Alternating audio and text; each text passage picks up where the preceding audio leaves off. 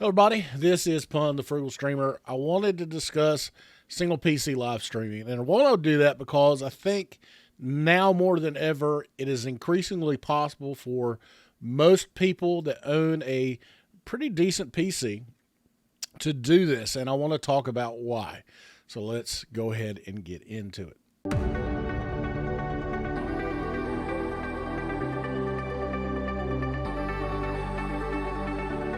Let's talk about what you need to do single PC live streaming. Of course, as the name implies, single PC, you need a PC. A PC that's fairly capable, but is within the reach of most people if you're looking into investing in streaming. And I think a nice stream PC or a gaming PC / streaming PC is a worthwhile investment. But it's a lot easier nowadays thanks to Nvidia. So here's the issue that we had in the past. So most people were able to live stream on their single PC if they used a GPU encoder. The problem is that despite the fact that you had an encoder, a hardware encoder that was able to encode your game video fairly well, it did not meet up to the same quality of X264. The problem with X264, of course, is that if you're playing a game and then you're encoding with X264, it uses the same processor, it uses your CPU. And that caused a lot of issues because then you are overloading your CPU. And a lot of games nowadays, even with our most, highest end processors out there, like for instance, I'll just give you an example, Battlefield 5, is prone to using a lot of CPU because of the engine it uses. And so even people with high-end CPUs, like an i9 processor, for instance, some people see a lot of CPU loading, and it kind of makes it hard for people to stream and play games at the same time without, cutting back on the stream and giving an inferior quality stream to people. This is what's so great about today is because Nvidia has made it so that, and not only Nvidia, I will say there's two companies, or three, I will go with three. Two have kind of worked with each other, but three companies that have really stepped forward to try to bring hardware encoding to the forefront. Okay, so first is Nvidia. Okay, Nvidia has come out with their RTX series cards, and now most of their GTX series cards that are the 1600 series cards use a new version of NVENC. The NVENC SDK came out roughly, I think, beginning of February is when it went live. Started using a new NVENC that increased the quality of NVENC to be almost at parity with, I would say, X264 medium settings. Now, I have a video. If you are an owner of a new GTX series card, a 1660 Ti, or the RTX cards, you can take full advantage of the quality improvements that Nvidia has provided to you. Now, the new NVENC is available to pretty much every card that can support NVENC, including GTX 750 Ti and pretty much up from that. They don't give you the same quality of the GTX 1600, 1660 Ti, and then the RTX cards, though. They will not give you the X264 medium quality. The great thing is the GTX 1600 is a neat card because it's cheap. First of all, it's under $250, and it will give you that quality improvement. Likewise, if you were to go and build you a game PC and you were to get an RTX card like the RTX 2060, which is a more than capable card for streaming and gaming at 120 frame rates at 1080p, or some games even 144 at 1080p, or if you do 1440p, you could maintain over 60 frames. You still have a very viable PC that can run and games and stream at the same time, and you can build a PC like this for under $1,500, which is awesome. So think about that. A single PC is really kind of the way to go now. So I want to show you what you need to do now to get started once you buy your PC, because it's very simple to do. Okay, so the first thing that we need to talk about is your broadcast software. Now, I have Streamlabs OBS right here. This is a free software that you can download. It links directly to your Twitch, YouTube, Mixer, Facebook account through the API. And it links up so that you can have your dashboard. You can have widgets that show your followers, show your subscribers, show anybody that makes a tip, any donations, that sort of thing. And it really is built, in my opinion, at least the way it's designed, is built specifically for streaming on a single PC. It's really nice. I like it a lot. I recommend most people probably would like, I think you should try this because it does not only come with, the ability to broadcast and the ability to have a dashboard, but it also has a cloud bot. So this is a chat bot, okay? What you're used to, like it used to be AnkBot, and then Streamlabs took rights with it, and now they call it CloudBot inside of Slobs. You have an app store that comes with all kinds of neat little things that you can subscribe to monthly. You get $15 free, by the way, so you can subscribe using free money. And there's advanced overlay makers, there's music subscriptions, there's all kinds of neat little apps that people make that you can subscribe to, which is really neat, including Monster Cats in here, which is nice. So not only that, but you now have themes in here that you can go and install directly into Streamlabs OBS. All of these are free, okay? You don't have to pay for them. And note, they're not made just by Streamlabs. They're made by notable third-party vendors such as Nerd or Die or VBI, which makes some of the nicest overlay packages out there. Now, these are all these third-party ones like Predator and Arcade Pop are all static overlays. If you want the animated overlays, of course, you're going to have to pay for them. But as you see here, if I click on Arcade Pop, it gives you a little link right here. It says, get the full animated version for 25% off here. So you can get a discount if you go through this thing, which is really nice. And Arcade Pop, for instance, is Nerd or Die's newest stream overlay package. And you can see kind of all the things it comes with for free, which is neat.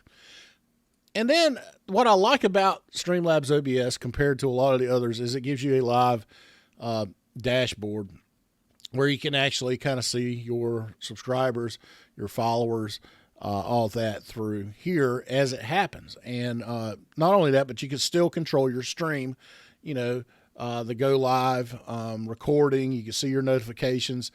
Everything is right here, and you can control audio, and you do get a little preview down here in the lower right-hand corner, which you can hide if you don't want to watch it. But I love the live dashboard. It's really nice. And that's why I really think it's more built towards single PC streaming. Okay, so Streamlabs OBS, easy to find. Just go to streamlabs.com and you can download it for free. The second software I would recommend you using if you don't want to use Streamlabs OBS is OBS Studio. So this is OBS, and OBS Studio has had a lot of changes, especially with the most recent updates. As you can see here, they've gone the route of Streamlabs of integrating services. And right now there's a few that are available. Twitch and Restream are the two. And of course you see Restream right here that I use to stream to multiple platforms. So OBS Studio is kind of the big kid on the block. It's one that's been around for a long time. It is open source, and it kind of is the parent of Streamlabs, because the thing about OBS Studio is that it is open source, and anybody can take the base code and then go make your own version of OBS. And that is exactly what Streamlabs has done, and that is exactly what Stream Elements has done with OBS Live. Now, the difference between Streamlabs OBS and OBS Live, OBS Live is basically just kind of a plug-in to OBS Studio. So that's why I'm not really going to go over OBS Live, because OBS Studio and OBS Live pretty much look the same, except you get a chat window and a dashboard a lot like you do here with Restream. So OBS Studio is a little more confusing. It's a little more for the more seasoned streamer. If you want to get into a little bit more control of your stream, you can do it right through here. And it's a little more difficult to set up. For instance, you can't install themes just by simply clicking an install button. Pretty much have to do everything manually. But if you have your own custom graphics, you have your own custom sound clips and things like that, that's what OBS Studio is there for. It's designed for that, and I like OBS Studio a lot. And to be perfectly clear and transparent, OBS Studio is what I primarily use because, as I said, I like to have full control of everything, and for making videos and doing stuff like that, the production value is there, in OBS Studio. It really doesn't give you that in Streamlabs, like multifunction views for your screens and that sort of thing. So anyway, this is another free piece of software that people love to use. And also another caveat, or another great thing about OBS Studio compared to Streamlabs OBS, is this a little less taxing on your CPU than Streamlabs is. And that's strictly because Streamlabs just has so much else going on with the dashboard and the themes and everything else running in the background. OBS Studio is just strictly broadcast software, with simple chat here if you need it. But, so you typically, if you're having a little bit of issues with your CPU and you need a program that's a little less taxing, and OBS Studio will give that to you. At a base, they're all the same. They all have the same settings as far as broadcasting goes. They both do studio mode. So they're all basically the same because, of course, Streamlabs OBS is based off of OBS Studio. So anyway, go out there, obsproject.com. You can download that. I'll provide links to everything in the description, so you can just click it there if you need it. So that is really what I recommend. Now, there is another software out there, and I will say it, and I'll just call it XSplit. If you know about XSplit, XSplit is the paid version of software. There is also one that's very popular with churches called vMix. Both are a paid software. I think vMix is $60 base price. XSplit is a subscription-based service that, I don't know, in my opinion, it's pretty expensive. But it's a good piece of software, and it does a lot of things. But in my opinion, it does nothing no more than OBS Studio does, and OBS Studio is free.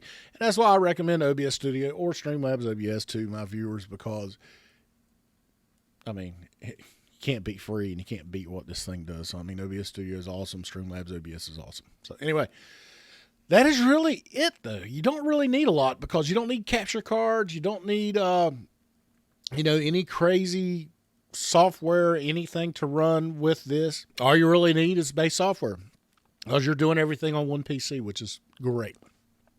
Now, if you were to eventually want to stream console gameplay, then yes, at that point, you would need to get a capture card. But you can get those relatively cheap nowadays for streaming console. So let's go through. I'm going to go ahead and close OBS Studio here. Now let's go ahead and bring back Streamlabs OBS.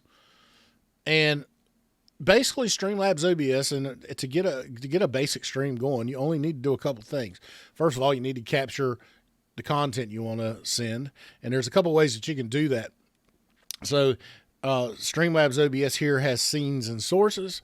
Okay, scenes are what you're going to switch between, when you're changing from like an intermission to game slide or start slide, end slide.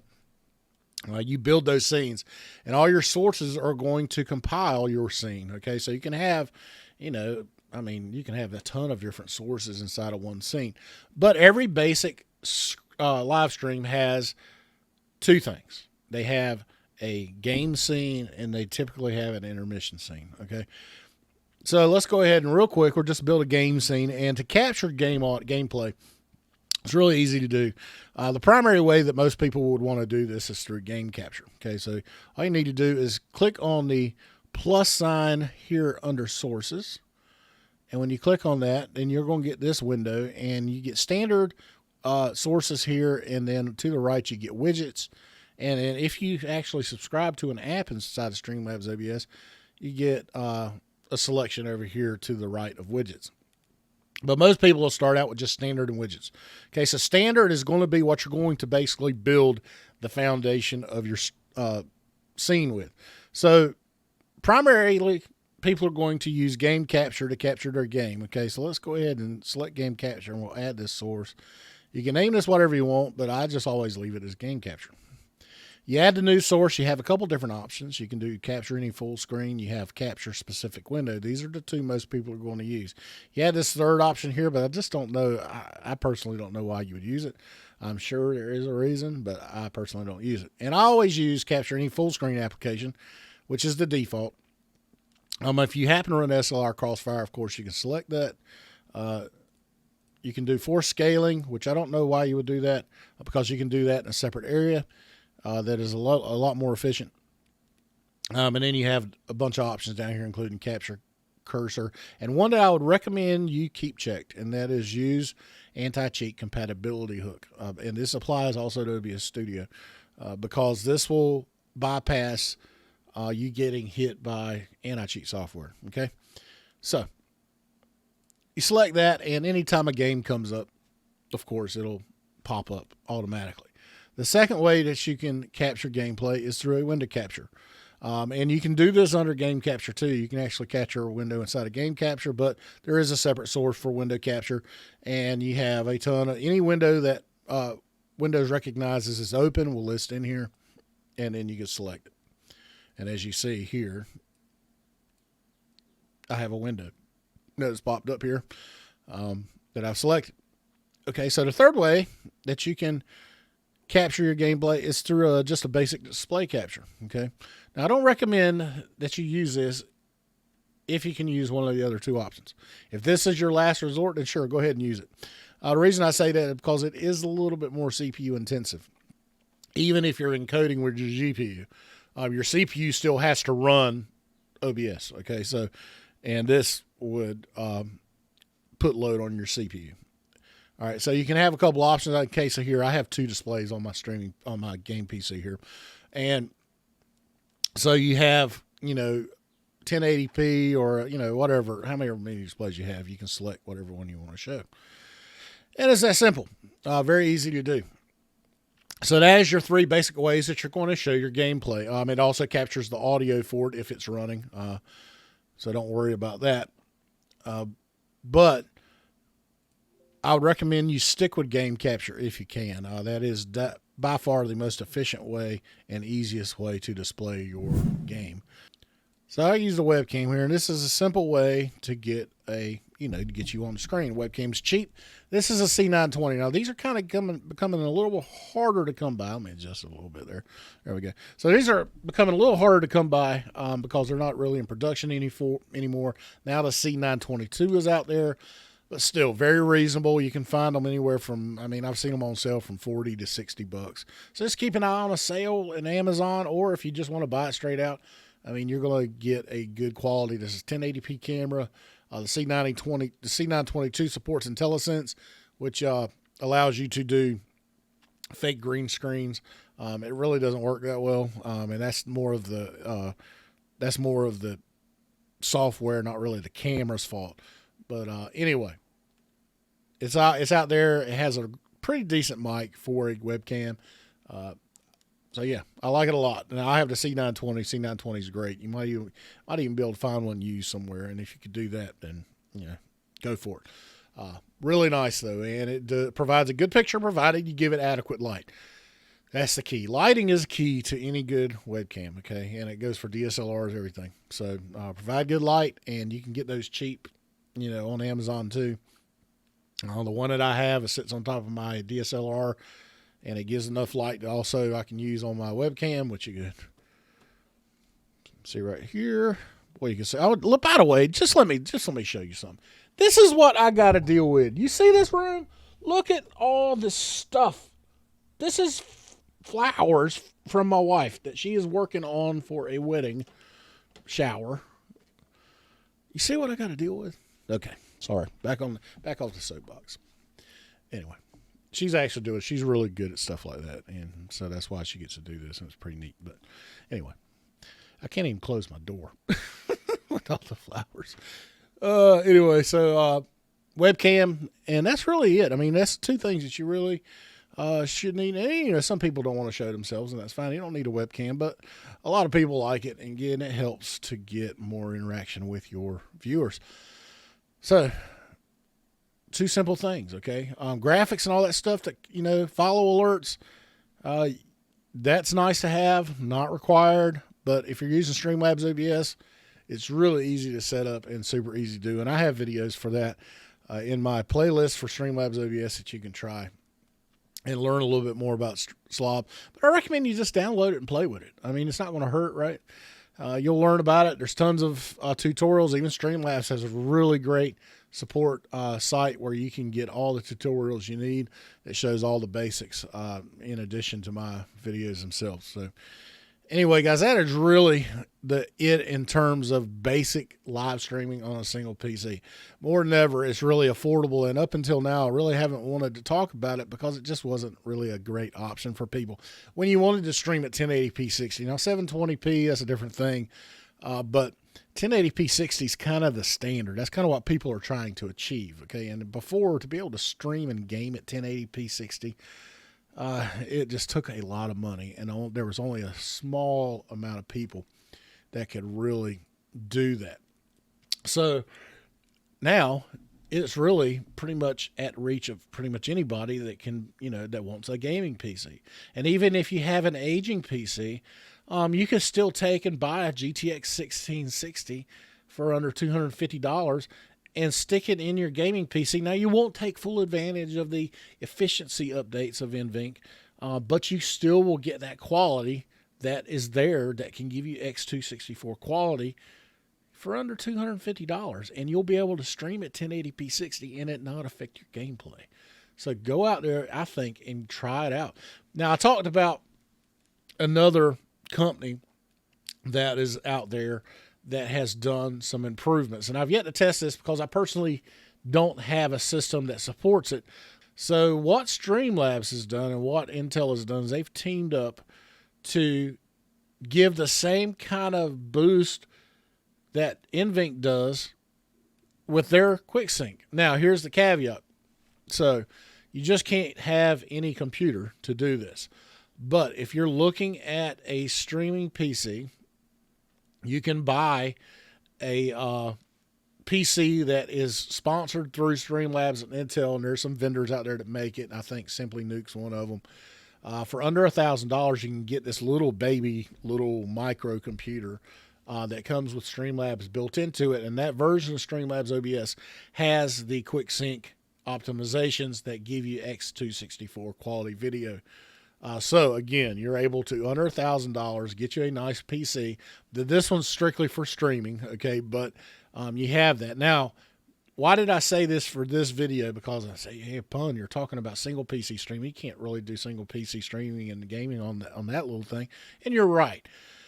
But I sincerely hope, because Streamlabs OBS is free, okay, that eventually we'll see those QuickSync optimizations come into the free version that everybody can use, and anybody that has the an i7 or an i9 processor that does QuickSync can see those improvements, and that will really open the door and give Nvidia some competition, because now you have that. Now there is another vendor out there that does hardware encoding, and that is AMD. And I think because NVENC has done this quality update to really bring their hardware encoding up to the next level, I think soon, if it hasn't happened already, which I really don't follow them that hard, but if AMD on their Radeon cards improves their AMF processing, then you'll have that other option, and you can get a nice AMD video card, an RX 570, 580,